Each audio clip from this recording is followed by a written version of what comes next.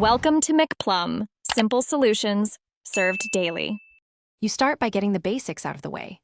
Reboot, then run disk cleanup and remove temp files to free space.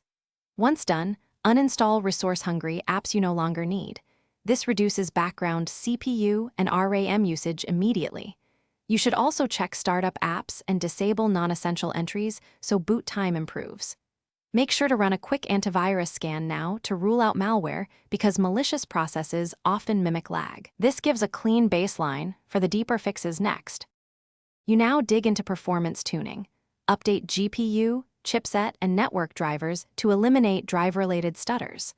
Once drivers are current, switch the power plan to high performance or create a custom plan that prevents aggressive CPU throttling. You should also inspect virtual memory. Increase the page file if you have less than 16 GB RAM so swapping is smoother. While doing this, monitor Task Manager for processes that spike CPU or disk. Ending or reinstalling the culprit often resolves persistent lag. Finish with hardware checks and system repair.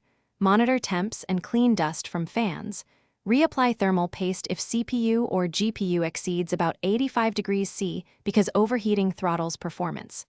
Once hardware is stable, run System File Checker and DISM to repair corrupted Windows files that cause lag.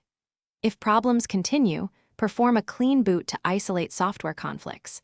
And as a last resort, back up your data and reinstall the OS. If it still lags, check one key.